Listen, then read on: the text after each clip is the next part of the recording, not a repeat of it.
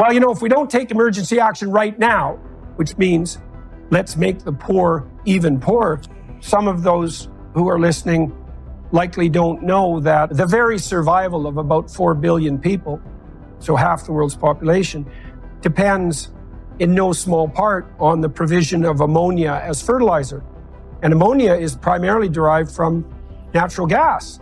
And so what that means is not just on the energy front, let's point this out, is that the very food that is provisioning half the world's population is a direct consequence of the cheap and easy accessibility of natural gas. And so what's the idea here? That we're supposed to reduce our provision of fossil fuels? And what are we going to do on the ammonia front? The reason I wrote Rich Dad, Poor Dad was because I knew this time was coming. And we have, as a world, have never been here before. And so is it a spooky time? Damn yeah. It is probably the most dangerous time ever.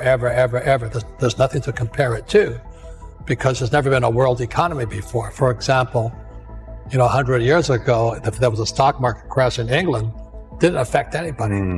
But now the US market goes down, the world goes down. So plus with social media and all this we're doing now, and so we've never been here before. And, I'm excited about it because I make more money in crashes than I do when they go up. So, but for the average person, they'll get wiped out. I'm afraid at the worst, I hope I'm wrong, but I think we're heading for a global depression. This winter, tens of millions of British citizens, including children, will be tipped or dumped into energy poverty severe enough to risk permanent damage to their health. Cold, damp houses provide the perfect breeding ground for mold that not only causes respiratory distress, but renders houses essentially unlivable once established. One left-leaning newspaper ran the story outlining the danger, but without a word about why this crisis has emerged. Because the woke moralizers of the environmental movement helped to create it. The most obsolete idea is go to school, get a job, work hard, save money, get out of debt, and invest for the long term in the stock market. See, why would you save money when they're printing trillions of dollars? The gap between the 1% and 99% is massive. You see, it's not just money. You have to step back and look at the bigger picture. So what do you do? In every one of us is a poor person. There's still a poor person inside me. There's also a middle-class person, and the middle-class persons want security. They want that steady paycheck. And there's a rich person. And they're all inside of us, except that it's not taught. You're taught to go to school, get a job, and get a paycheck. You're not taught to how to get rich. If you read Rich Dad, Poor Dad, my rich dad refused to pay me. He said the paycheck was one of the most damaging things you could take in your life. He says the moment you take a paycheck, you're an employee, and that's the mindset. So my rich dad never paid me. It drove my poor dad, government employee, nuts. You gotta pay people, And rich dad was not saying that the paycheck was bad. He says you didn't want to be a slave to money. So as an entrepreneur, if rich dad folded, I just started another company. I don't need a paycheck. Self-preparation, being ready for the opportunities when they show up in your life. Being ready for the sales call that may make you a fortune, being ready for the meeting that may positively affect your career. Being ready for it all in expectation that it will come. What good is an opportunity if you're not prepared to take advantage of it?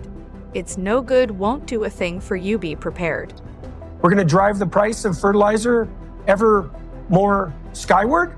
Well, if we do that, because that would be the consequence of reducing the plentiful supply of natural gas, if we do that, then what will happen is, clearly, food will get more expensive, and so will energy, but food will definitely get more expensive.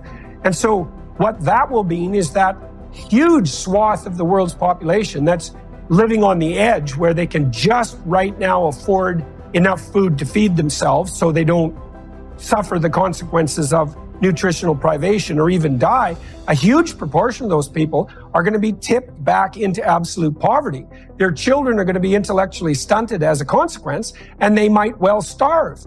And then you think, well, why would we do that? And if the answer is, well, you know, some of us really believe that the planet should only have 1 billion people on it, if we have to have any people at all, then, well, maybe this is all part of the unconscious drive towards, and conscious drive to some degree, towards reducing the planet's population no matter what the price may be. And then you see how people justify this. They say things like, well, you know, if we don't take emergency action right now, which means let's make the poor even poorer, then the poor are really going to suffer 100 years from now. And I think, look, I don't have a lot of confidence in your ability to predict even a decade out, much less 100 years, with your unstable economic models that are predicated on an equally unstable climate model. So we can forget about your capacity to prognosticate 100 years down the road. But what you're saying essentially is that the hypothetical poor that occupy my utopian imagination are much more important than the actual poor right now, who will definitely die if we implement our higher energy. How does this play out for the average worker, Robert, for the small business owner? I mean, what does the next 3 months look like? Because it doesn't look pretty. I mean, people are already being laid off, made redundant. There's no cash flow in most of these businesses. How does that play out? Well, let me give one more stat, just to give you the size of it, okay? The national debt for World War II was $25 billion. Every day today, they're printing $125 billion. Every single day, that's like 5 World War IIs per day. They're printing so much money to keep this think of a hot air balloon with a tear in it. And they're doing desperately trying to fix this tear, but no matter how hard they try, the tear has gone beyond, it's coming down.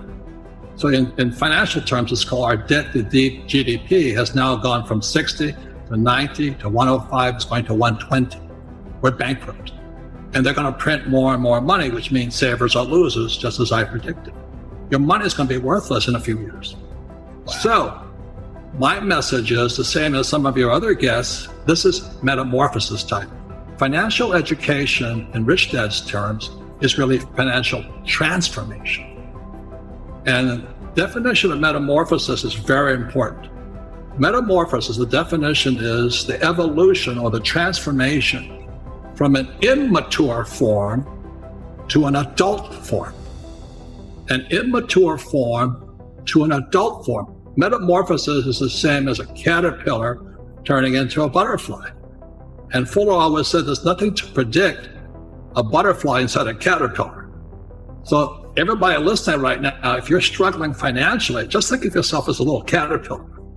And this crisis is your cocoon.